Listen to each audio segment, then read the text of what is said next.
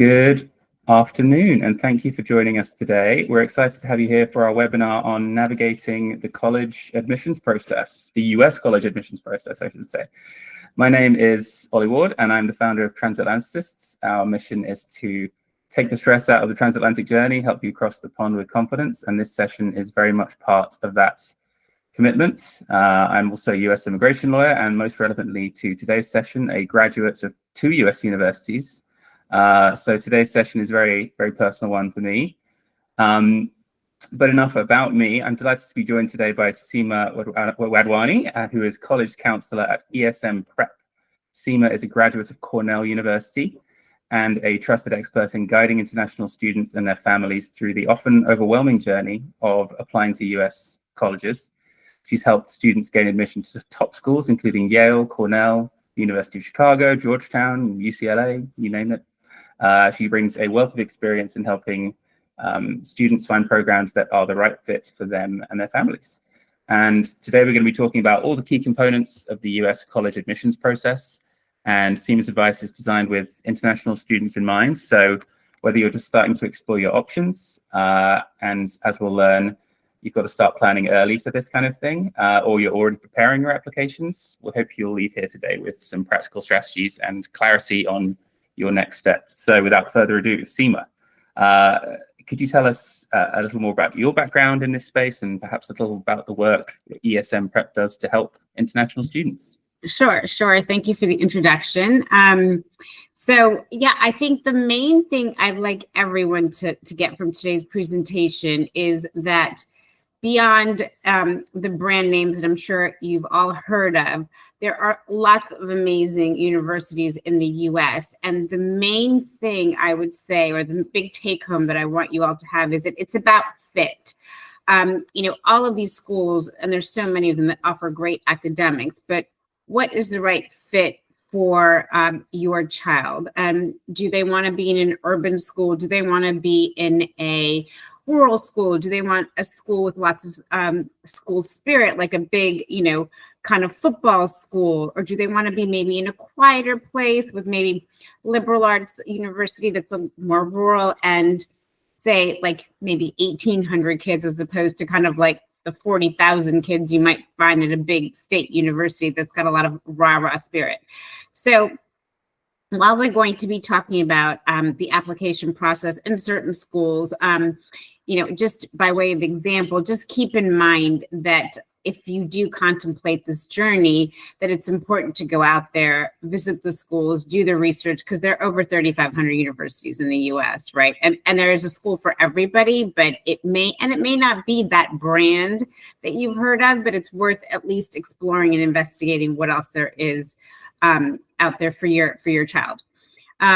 In terms of what we do, ESM Prep is a college counseling firm. We take a very sort of high and involved approach with our families and our kids in terms of helping them understand the process, navigate it from start to finish, as well as just kind of provide them with that sort of mentor type of experience that they can come to us with anything. And I think when kids come to our sessions, they enjoy the sessions. It's not like, oh my God, I have another tutoring session. It's not really like that. And often, we have to get to know them very well to actually help them navigate the process. And I'll explain to you more why when we touch on the various components of the process.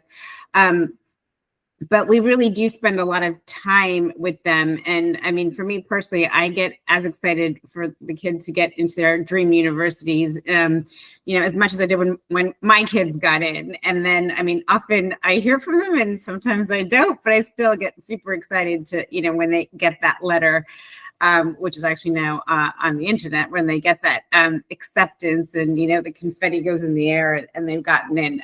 It's a really just kind of nerve-wracking, but very joyous sort of moment when that happens.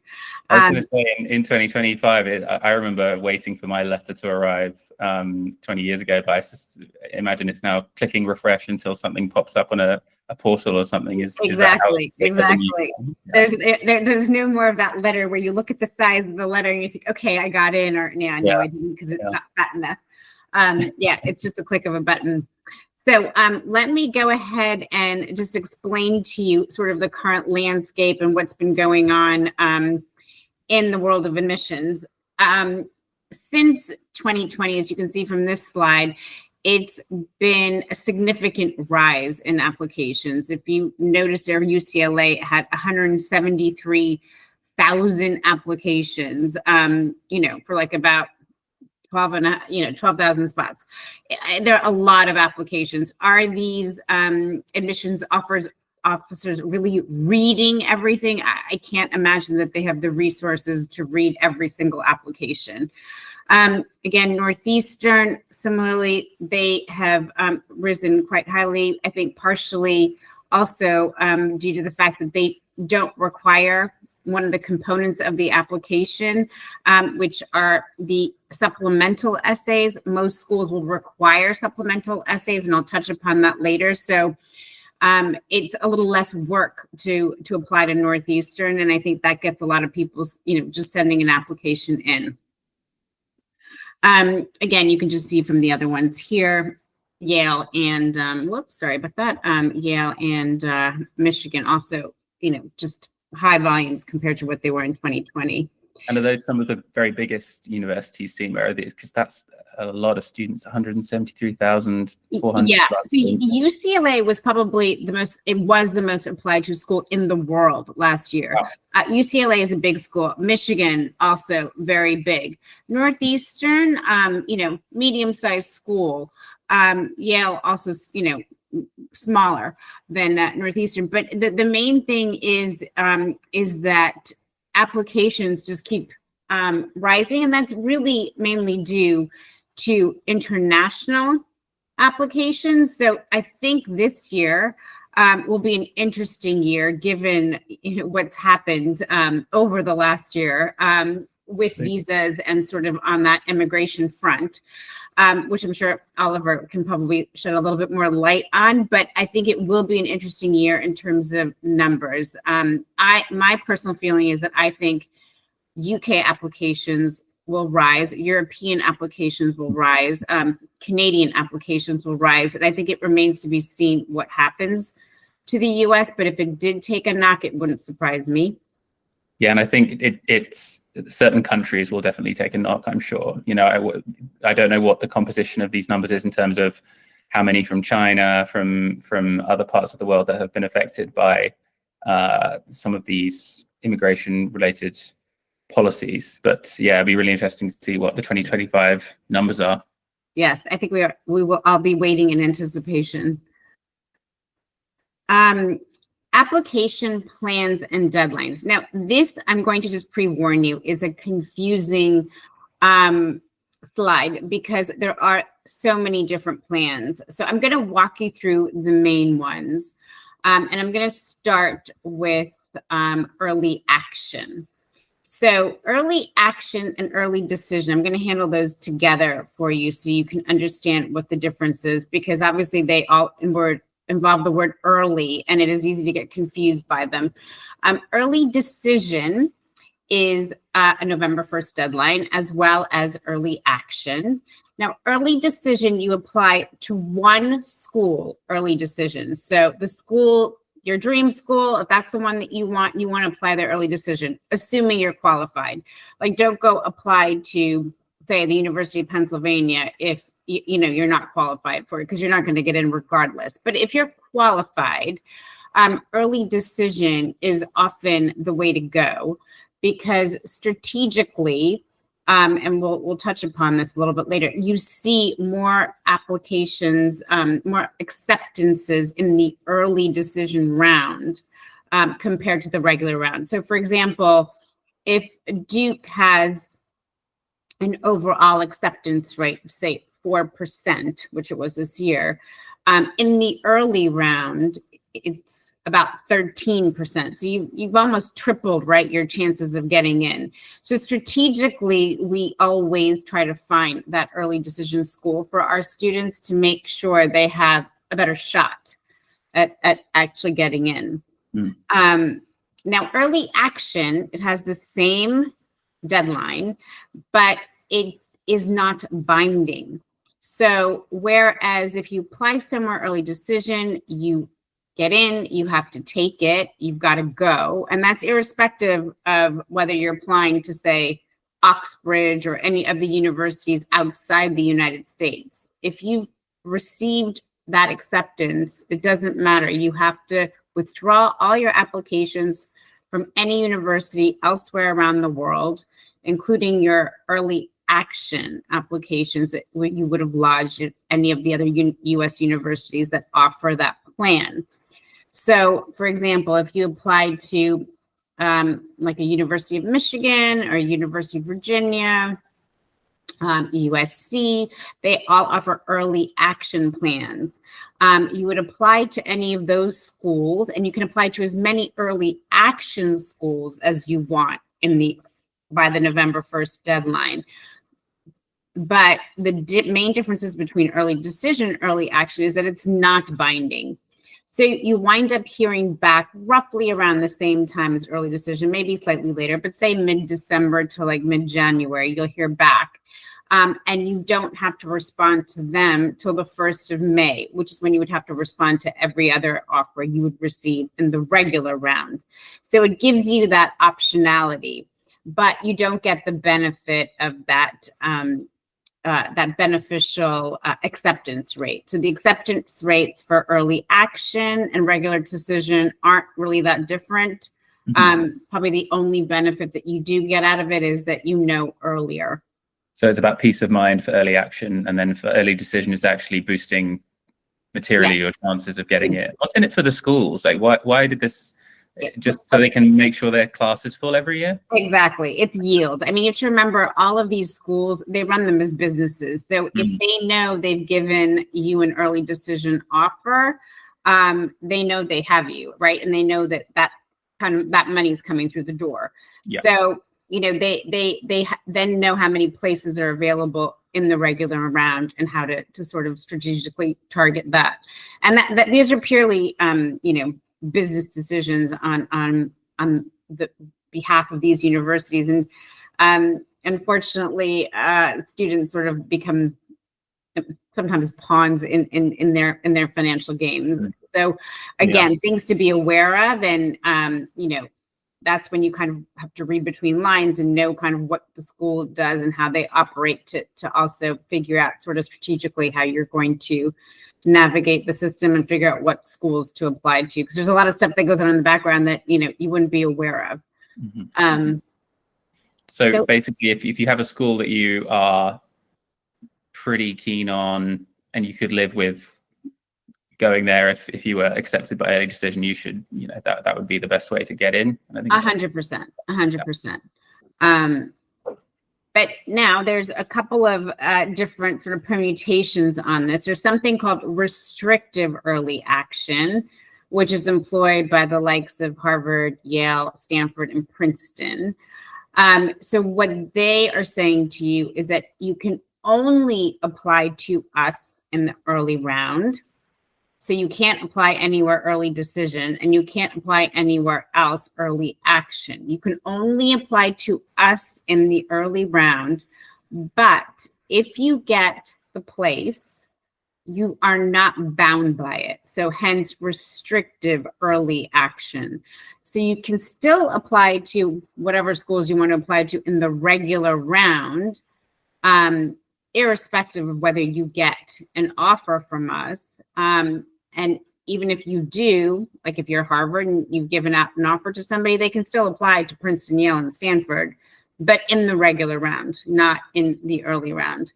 So they are sort of their own little consortium in that way. And that's how they, they have the ability to do it because there are Harvard, Princeton, Stanford, and Yale. And so that's kind of the way they roll.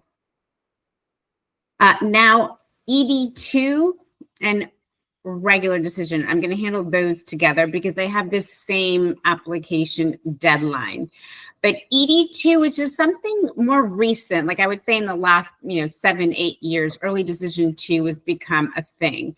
Again, It's great for the universities because if they offer somebody at ED2, like ED1, early decision, they are bound by it. So they know they've locked in a particular student and they know they have, a certain volume there of students who are definitely coming to their school. So certain schools like Tufts offer ED2, University of Chicago, Johns Hopkins. There are various schools that offer it. Not every school offers ED2. For example, none of the Ivies offer ED2. They only offer either restrictive early action or early decision, but no ED2. So as a strategy, if you have two schools that you're very interested in and you decide to apply one ED on the November 1st deadline and you don't get in, and there's another school that you love that offers ED2, you still have the option of applying to that school. And that deadline is roughly sort of January 1st to 15th, depending on the school. So it'll coincide with the regular decision application deadline. And regular decision is apply anywhere you want. You'll hear back from us kind of in March, and you will have till the 1st of May to decide. So that's just sort of your normal course of action. Rolling decision just at the very top is generally a lot of your bigger state schools where you can apply starting in August. And as you know, the earlier you apply, the earlier you hear. It's not like they're going to say that they have a specific deadline on which, or a specific date on which they're going to tell everybody if they're accepted or not. It's literally rolling. So apply and you hear back based on. And by state schools, Seema, just to clarify the terminology, because back home in the UK, state schools might ring different, as a phrase. So that, what does that mean in the US? So like your like, I guess, public universities. So like, if you hear something like University of California, University of Colorado, University of Virginia, University of Michigan, University of North Carolina, those are like the state schools. So they're not private institutions, essentially. Okay, got it. Which confusingly, the UK public schools are also private. So we're getting into a whole world of confusing terminology here. And it's very much not a case of just throwing in a few applications to some schools and seeing what happens, as this chart helpfully shows. Yes, exactly. Yeah. Okay, so this is what I touched on earlier, and just to give you a few data points. Duke, overall acceptance rate is 4%, but you can see in the early round, it's 13%.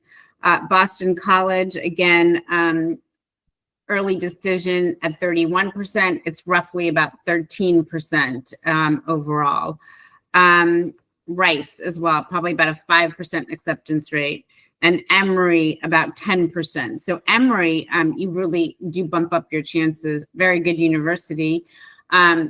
Overall acceptance rate of 10%, but in the early round is 30%. I mean, these are big differences, right? Yeah.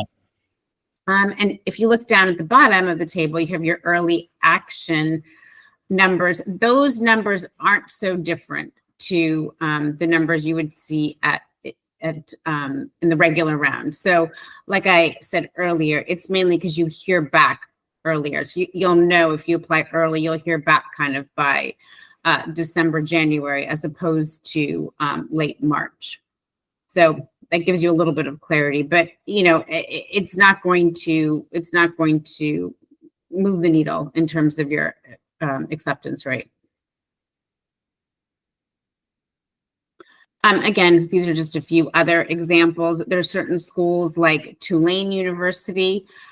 They take most of their class in the early round. I think they took, maybe just a couple hundred in their regular round. So certain schools are known for taking them in the early round. So if you really want a particular school and they have a history of doing that, then you want to apply early decision. Other schools that might do that are Washington University.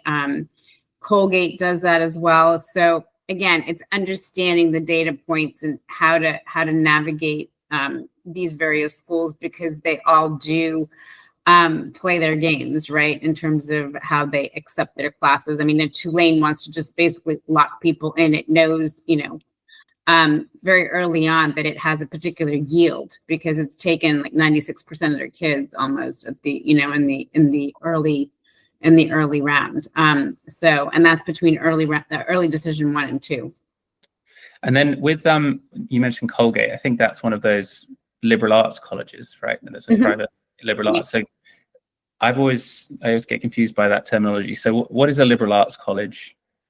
So liberal arts is primarily for somebody who just kind of wants to explore their options and study, various things like maybe psychology, maybe economics, maybe history. And, for a lot of kids who grow up in the UK, you don't get the breadth, right, that you would get when you go to college, because you take, 3, 4, maybe sometimes people take 5 A levels, but you're really focusing in depth on those subjects. And there's a lot of other good stuff out there, right? And, I didn't mention the science subjects. Of course, these liberal arts universities still offer, and are strong in the sciences as well.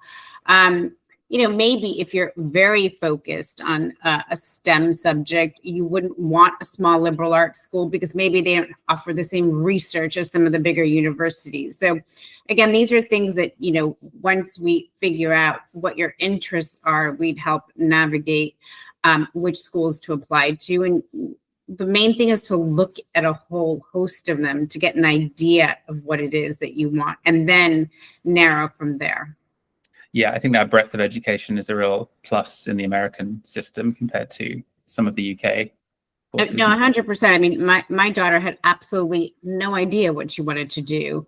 And, she went to Tulane and found her calling. I mean, she just graduated with a double degree in business management and real estate. And she would have never known that she enjoyed real estate, if she had to apply to a particular course in the UK, because it would have just never been on her radar. So I think especially for those students who have just no idea at this stage what they want to do, it really gives them the option to explore a host of different classes, like, things like even oceanography, or paleontology. Like, you would have never even been able to look at any of these classes as a senior school student, right? And when you get to university in the UK as well, you apply to a course. If you don't like it, what do?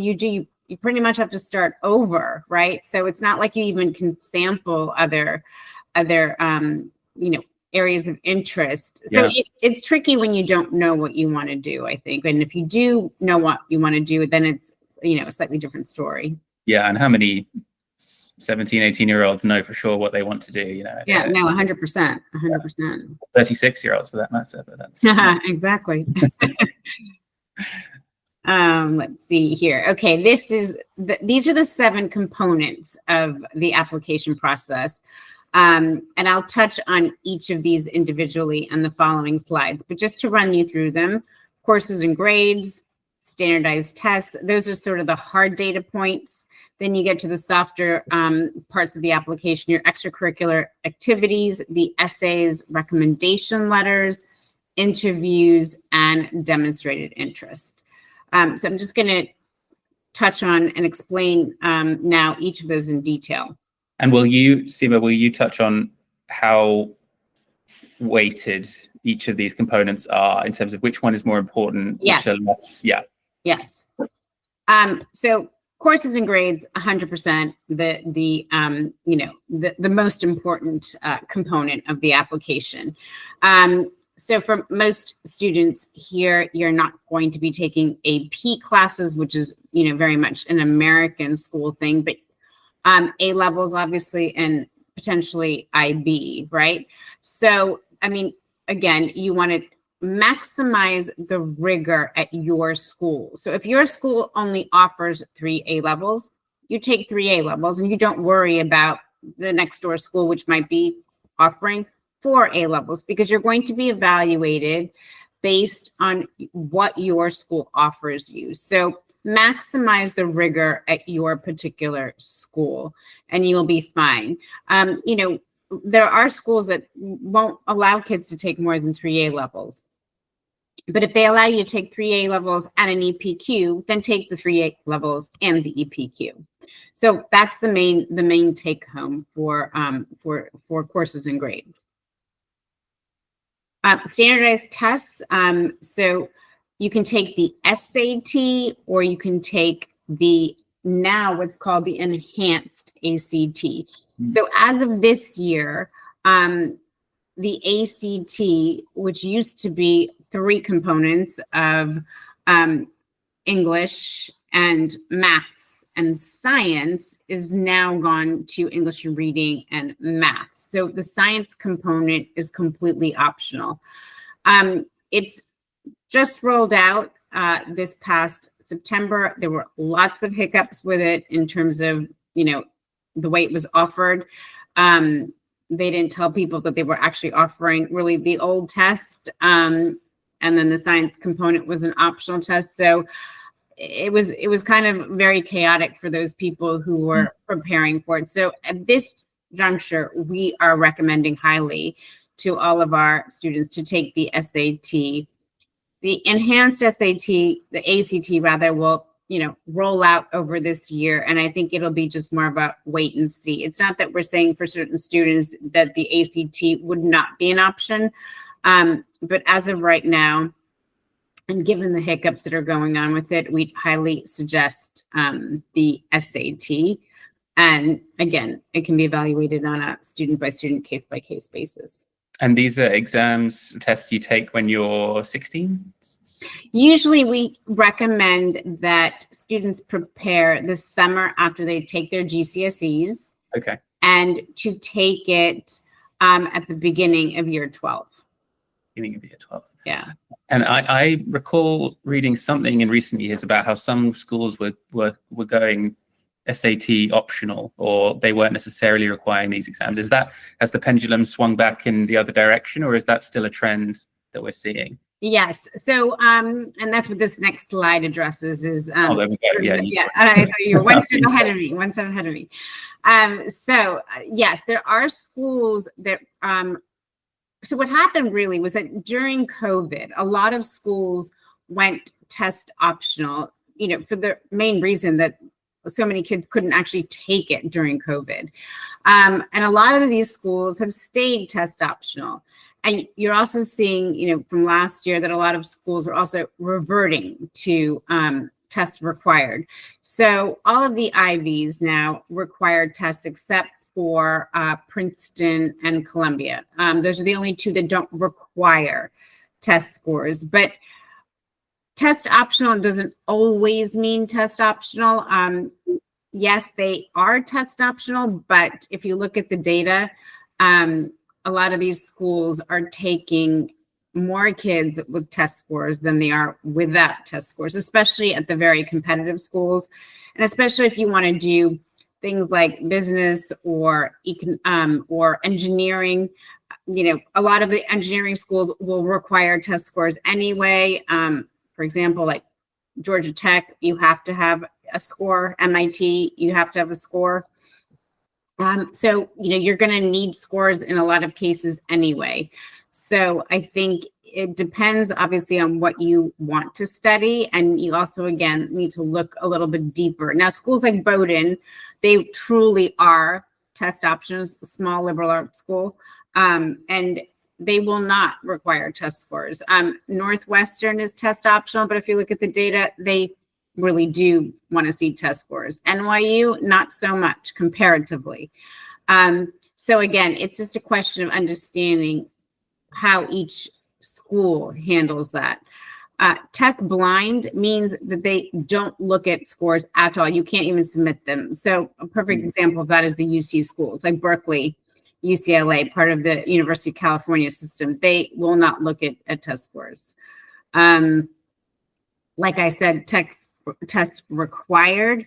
Those are schools that that's mandatory. You have to submit scores. Test flexible. Some schools, like Yale, for example, you can submit your AP or IB scores in lieu of the SAT, but that doesn't include A levels, unfortunately. So if you are at an A level school, and you're in a UK school that is not offering IB, then you would have to take the SAT or ACT along with your and submit that along with your grades, your A level grades.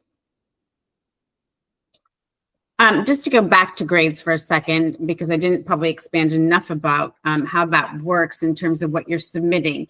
You are submitting your GCSE grades, right? Those will be grades that you will have already, and those will go to the school. And then you submit your predicted A-level grades. So you are never going to submit your actual A-level grades till you're pretty much on a plane to the United States going to your university. Saying that, you can't bomb them either. So if you've got like 4 A-star predictions and you get 3 A-stars and an A, that's okay. If you have 4 A-level star predictions and you're kind of rocking up with an A and 3 C's or something like that, that's not okay. And I have heard this year especially that they've actually rescinded offers. More so this year than ever before. Or they might put you on academic probation where you're going to have a certain GPA by the end of each semester in order to stay in school. So whilst your offer is not conditional on your A-level grades, you can't bomb them. That's the main take home. Get as close to the your predicted as possible. Extracurricular activities. Now, this is when we start moving away from the hard data. So in the US, you're evaluated over 4 years. So your GCSE years and your A-level years, or your last 4 years of senior school, depending on what curriculum you're in. So everything counts in terms of what you do as a person inside the classroom, i.e. your grades, and outside the classroom. So they are not looking for an entire class of people who are sporty and musical and do a lot of community service and tick every box under the sun. You do not have to do everything under the sun. You just have to be doing a couple of things and do it well.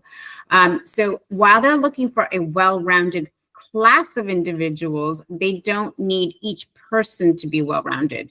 So the main thing is to show sort of leadership in a particular activity that you're doing. So for an athlete, that could be, excelling at rowing or rugby or tennis, for example. And, maybe you want to be a recruited athlete, and then there are a whole bunch of other things that govern how that works. But what you're trying to find is that hook that is going to separate you from the rest of the pile. So everybody's got the grades, everybody's got the scores. So how is it that you differentiate yourself from the rest of the pile? The grades and the scores only keep you in the pile.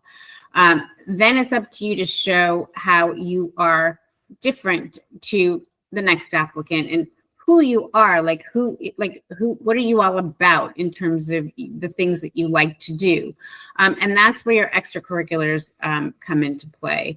Again, like I said, you focus on a couple, maybe when you're in your first 2 years of GCSEs, you're taking, a wider variety of activities on your plate and you're kind of exploring things. But then by the time you become an A-level student and enter sixth form, you want to be focusing on leadership roles and particular activities that you're enjoying. And so if you're a family or a student deciding between whether to study in the US or study in the UK, how do you see the different role of extracurriculars in the two countries? I mean, for some universities like Oxford and Cambridge, they're less focused on extracurriculars. They really want to see that you have a passion for the subject that you're applying to study, right? But then there are other universities in the UK, and it's admittedly been a long time since I studied in the UK, but how do most of the schools in the UK perceive this, extra academic factors? Yeah, so I mean, definitely it's way more important for a US applicant than it is for a UK applicant. I mean, for a US applicant, this can help, swing your admission one way or the other, whereas in the UK, it's not really going to be a driver. So, if you are only applying to, say, the UK, and even certain other European institutions, they're not going to care about it, right? But the US does. So if you want to keep the option open and you want to consider applying to the US, then don't wait to start working on an extracurricular sort of profile. Like, you need to be doing it alongside, because if you decide sort of end of year 12, like, okay, I think I want to apply to the US, you've lost the 2 years before, whereas, and other people would be, honing in on their activities and sort of have a stronger sort of CV when it comes to those activities, and there's stuff that they do outside the classroom. So it's very important to make sure that if you want that optionality, that you're also engaging in those activities. Right. I'm going to skip over that one. Essays. So essays are sort of what allow the admissions team to really get to know you. So the personal statement, and that is part of every application. Most of these schools you can apply to on the Common App. There are a few exceptions, but most of the universities you'll be applying to on the Common App. And on that Common App, there is a 650-word personal statement. Now, that statement is very different to a UCAS personal statement. The UCAS personal statement is very much about the course. What is it that you want to study? What have you done in and out of the classroom to support, your passion for that particular course of study? The U.S. personal statement, on the other hand, you're not talking about the course at all. You're talking about what makes you, you. So if I read that personal statement and I'm in admissions, I would say, oh, this person is somebody I could be friends with because of XYZ reasons. Or, I want to introduce this person to this group of people because I think they would get along really well.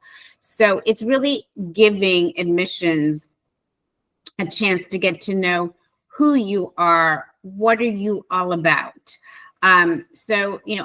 I've had kids write about so many different things, but I had a kid a couple of years ago, a student who wrote about the fact that she was never considered a good student when she was in junior school, and she was kind of like, thought that she wasn't going to amount to much of anything, and really wasn't given the support that she needed to kind of thrive and to shine.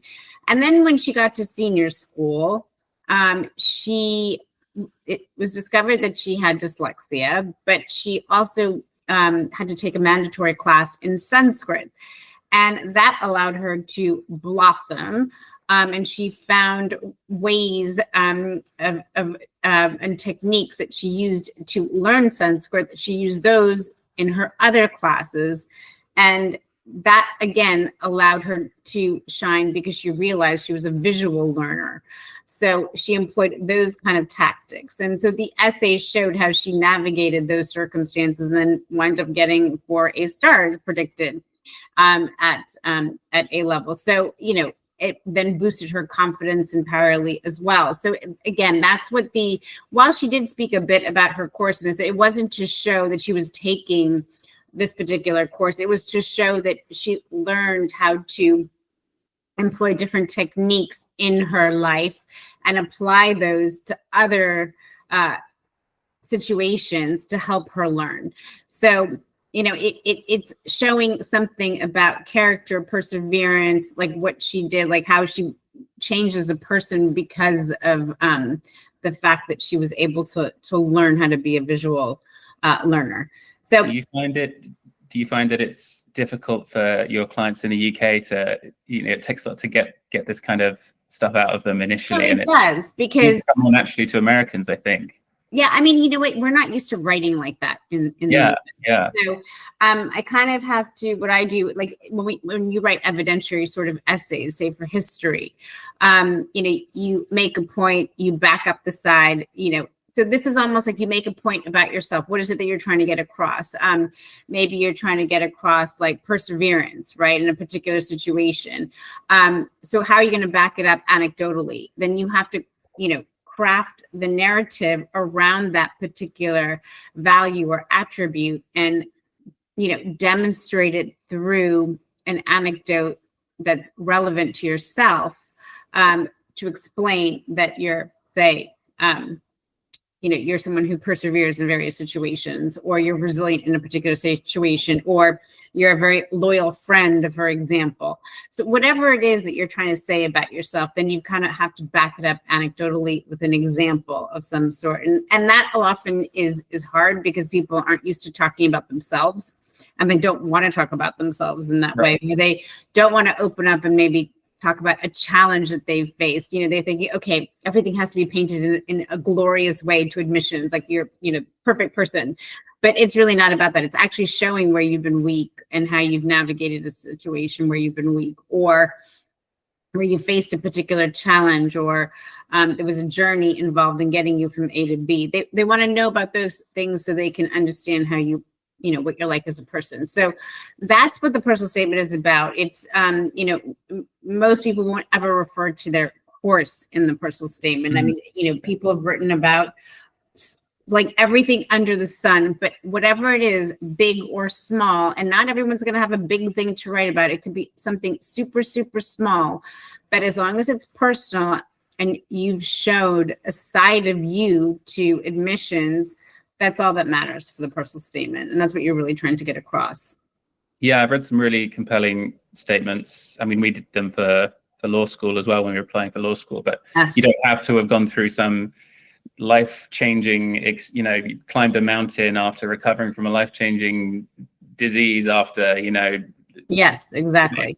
People seem to be concerned that they're not interesting enough, or but you can create some really interesting narratives about yourself from small things.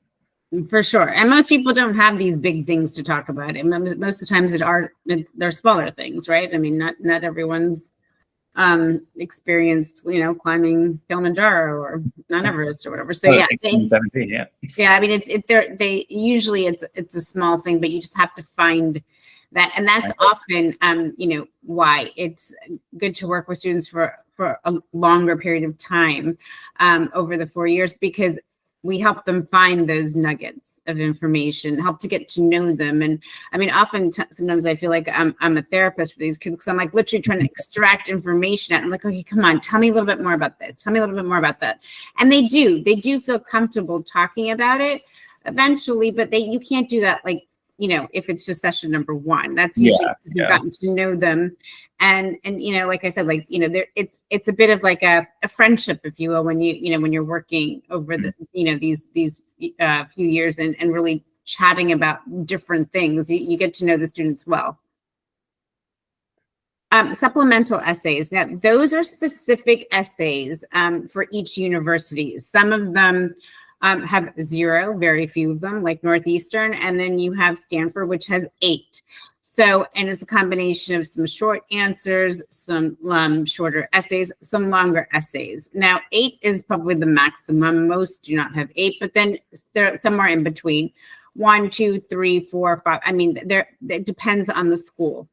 So, those kind of questions are, some of them will be about why you want to come to the particular school. Most universities will ask that question. Why do you want to come to Cornell? Why do you want to come to Penn? Why do you want to attend WashU? And that's where you have to really dig and do research and understand why it is with specificity, why you want to come to that school. So if you can take your essay and literally take out Cornell and put Penn in there, then that essay isn't specific or strong enough. You really have to hone in on why you want to be at a particular university. Another common question is, what's your favorite extracurricular activity? And that's where you can go into more detail about the things that you enjoyed. There might be a question about community, like share a community that you're part of. What you gain from that community, and how what you might bring to the community at the particular university that you're applying to. There might be a question like tell us about a conversation that might have been difficult, or an adverse conversation, or someone with a different point of view, and how you navigated that conversation. So there are lots of different ones. Penn and Stanford both have a thank you note, which is a note you write to anybody you want to thank and explain why. Or a note to your roommate telling them, things about you. So there are lots of different ways that you can get across, to admissions what you're all about, and that's really what the essays are designed to do. So we've got recommendation letters, we've got interviews, we've got demonstrated interest to round out the 7. So this one is interesting. Tell me more about these recommendations. Yeah, so recommendation letters are written by your teachers, or maybe somebody in the community that you're part of that know you very well, like say a piano teacher or a coach. Usually, though, it's your counselor at school, which might be your form tutor, or the counselor who works in, who's in charge of U.S. admissions at your particular school, and your teachers. So these are recommendation letters that you don't see. They write them on behalf of you to tell admissions again, what are you like as a person? Are you somebody that stands apart from anybody else they've ever taught? Or are you somebody who just here's a particular project that they remember you getting really hands dirty in and getting very involved in? Or, maybe you helped a particular student out that might have needed assistance in something. So it's really a chance for, again, admissions to see that softer side of you. And it's, like I said, usually to teachers, but often it doesn't have to be. It can be somebody, it could be, your drama coach, or it might be your, sports coach, like it could be your hockey coach. It could be maybe a priest in your church. It could be your employer. So it doesn't have to be necessarily a teacher, but the main goal of the recommendation letter is to give admissions, again, more of a picture of the softer side of you, right? Like, who are you as a person? And do we want you at our school because of these things? Yeah.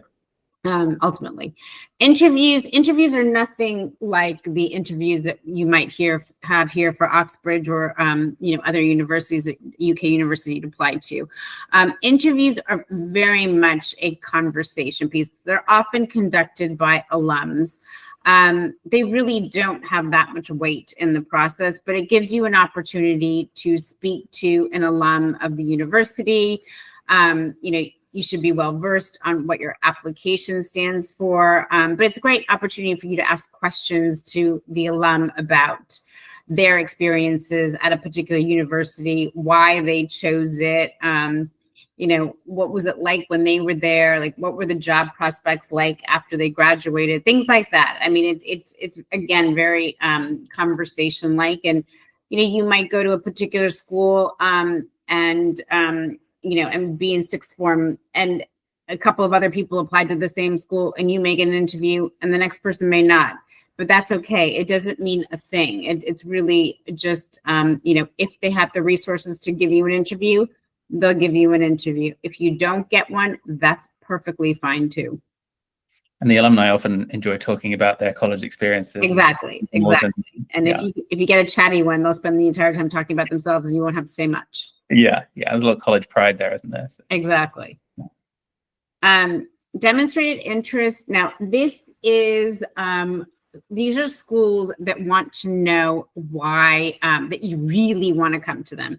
So the best way to show demonstrated interest to any school is by applying their early decision, right? So because if you get it, you're bound to it. So you can't really demonstrate interest any more than that. But there are ways to show demonstrated interest beyond that, because there are certain schools that would like to see demonstrated interest, even if you're not applying their early decision. If you're applying there in the regular round or in, say, an early application round, you can still show demonstrated interest.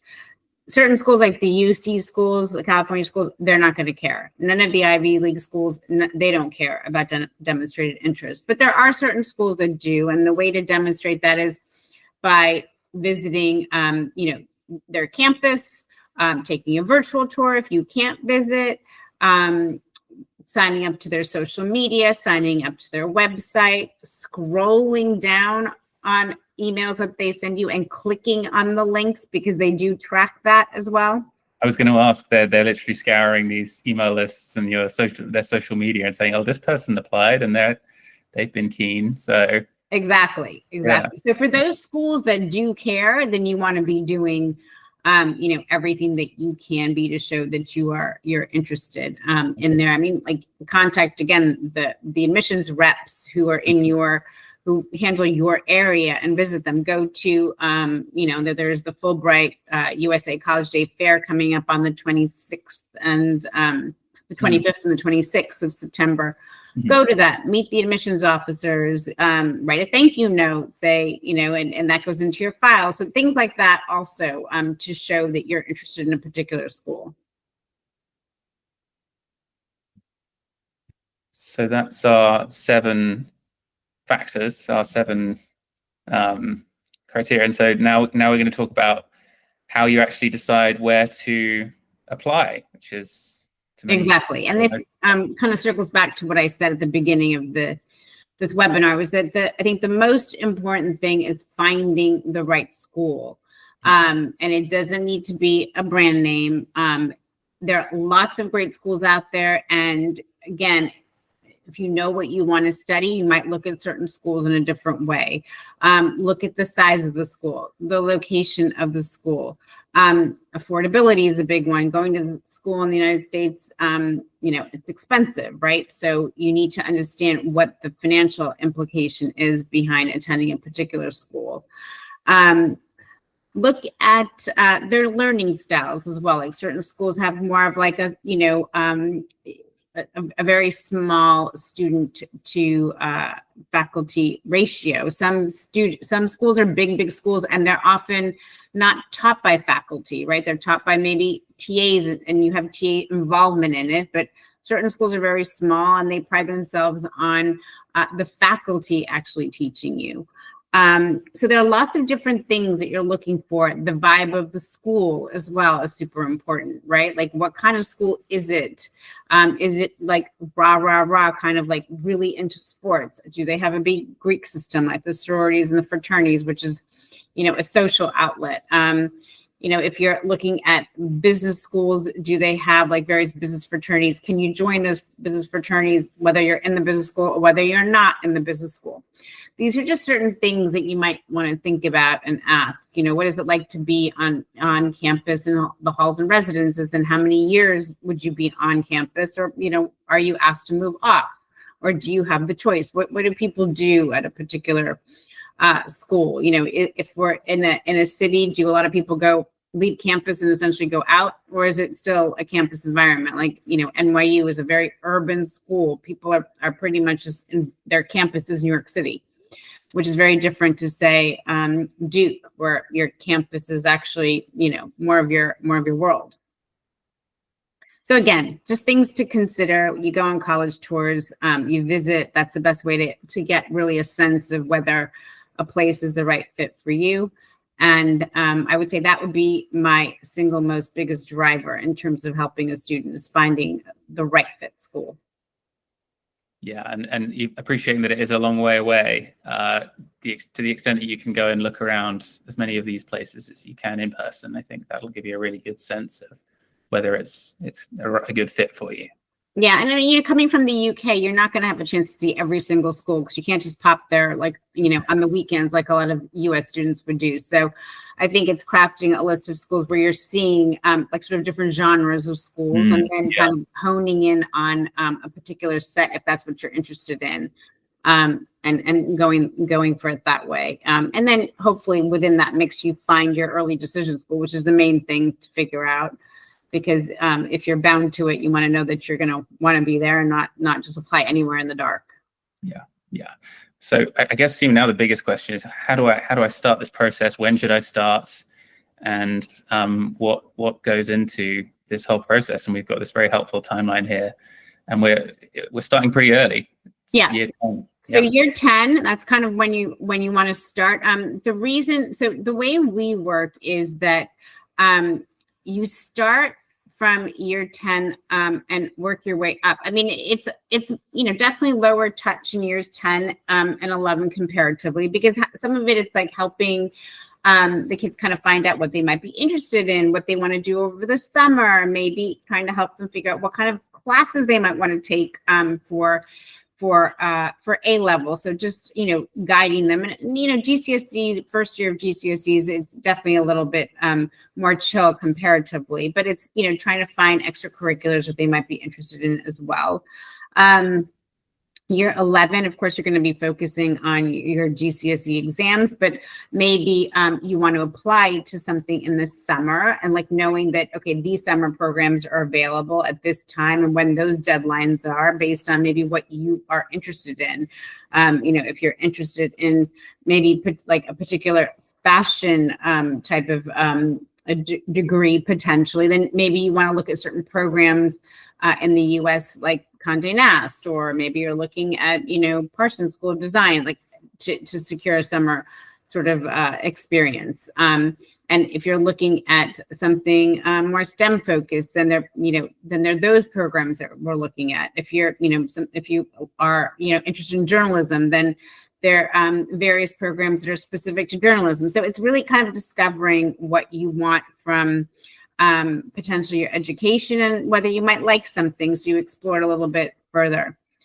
You can see year 12 is really where crunch time, begins, and year 13. So this is when, time is really of the essence. I would say year 11 after your GCSEs is when you want to start prepping for your SAT or ACT. Take it at the beginning of year 12. You definitely have a few chances, that you can take it. You don't have to just the first score, is the first score. If you're happy with it, great. But if you need a couple more chances to take it, then there are tests offered almost every month. And then I would say, you want to be testing at the very latest by March, like finish up your testing in March of year 12, because then you're studying for your predicted grades. So, and then those are going to be the most important set of grades that you are giving admissions. So you want to make sure as an applicant to the US, you are maximizing your A-level grade. So that's a super important time for you when you're sitting those exams. After that, that year, you're also working on between years 12 and 13, you might do a summer program, work experience, whatever it is that if you're a sports recruit, potentially you're just fine tuning and practicing and playing tournaments and doing all the competitive things that one does in a particular sport, to make sure that kind of come the fall, when you go on these sort of recruiting trips, which often take place earlier than the fall, but you might go and you might be deciding on which schools you want to really hone in on and go for at that time, and coaches will be enlightening you on whether you're really going to be that recruit for them. So just summers are a big time in terms of keeping up what you're doing on the extracurricular front, but also you're going to start working on essays. So your personal statement, start working on as soon as you're done with your predicted grades. Start working on that. Then in August is when all the supplemental essays are released. So we would have you done and dusted with your personal statement kind of by mid-July, end of July, and then start honing in on all the supplemental essays for your early schools, whether it's early decision or early action. And then year 13 comes along and you're just very busy at that point. So you want to get, with courses and with applications, you really want to get as much out of the way as possible.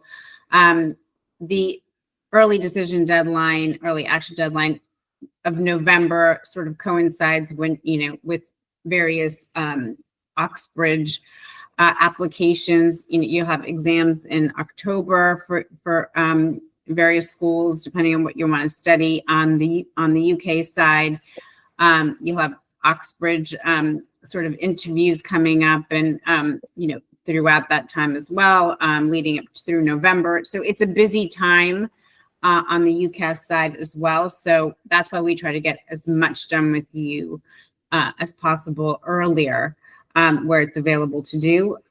again, it's just sort of understanding what to do and when to do it and balancing everything. So it's definitely work to apply to the US. It's, you need to want to do it because it's not, it's way more onerous than, the UCAS application. So that's why timing is really of the essence and starting early, because then it's way more manageable. Yeah. And that's why ESM Prep is here, to help you through each and every stage. No, exactly. I mean, that's what we do, and happy to do it. And I think in terms of the way we work, most of our kids come to us sort of by year 11ish, and I think you can see it makes such a difference in terms of their abilities to succeed, because they have just more time with everything, and they can gain the advice over a longer period of time. So just to recap, trends wise, we've seen more applications than ever. It keeps increasing. We'll see what this year has to hold, given what happened with visas this year. Test optional, test-free policies. We're seeing more schools return to testing, and still the data shows that testing is good. So we would recommend that every student tests, and if they're not a good test taker, then you don't submit, but at least give yourself the option. Higher admissions for early decision applications, which could be 2 to 3 times more likely if you apply early decision, whether it's early decision 1 or now early decision 2, which is a newer strategy comparatively. The greater use of waitlist and deferrals. Now, waitlist and deferrals means if you they don't actually admit you to a school, but they put you on a wait list. A deferral means that if you've applied in the early round, they might defer you to the regular round. So then it's navigating that process, which is essentially making sure that you're still on your extracurriculars, showing the school that you're still excelling, that you're still, a compelling applicant for their school. So again, we would help you navigate that. Update the school, and how you update them is also quite important.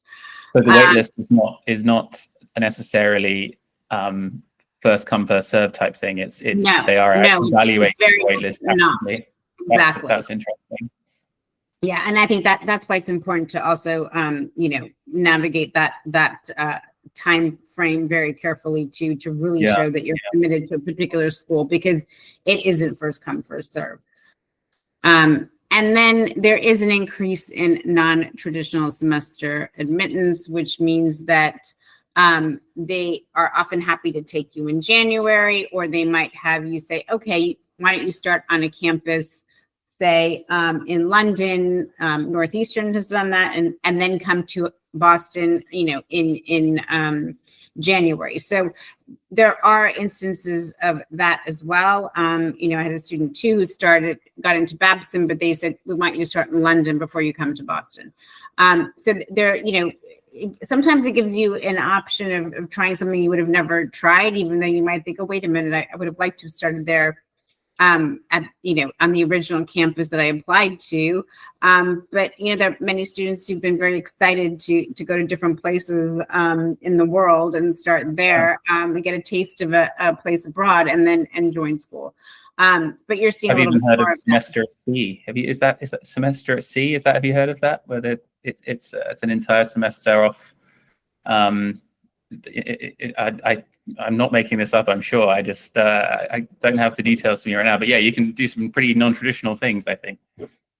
I mean, to be honest, I'm all for stuff like that, because there's no time like the present. When do you get to do these things in life, right? Like if you can do them now, why not? I think it's great to be able to, even take a gap year and explore things, and then, apply on, with that in mind too.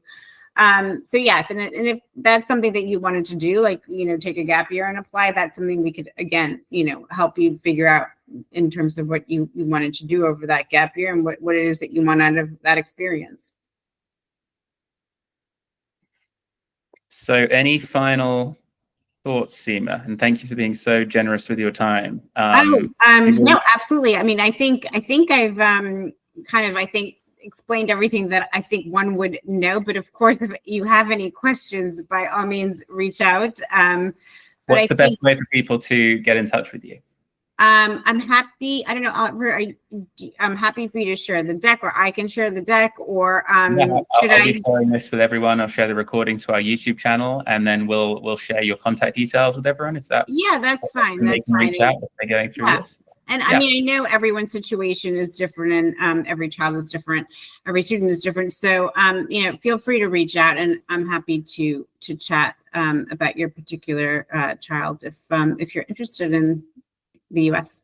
Yeah, and I think for all the noise and all the drama that there's been this year about in the US, especially with regards to immigration and visas, it's important to remember that, you know, some of the best universities and educations in the world can be found in the US, and it will be, you know, really life-changing experience for anyone who goes through it. And but as we've seen, there's a lot that goes into getting there, and having that expert guidance and assistance is really important to make sure you're getting your kind of dream school, your dream outcome. So this has been incredibly helpful at demystifying that whole process. So thank you so much, Seema. This has been great.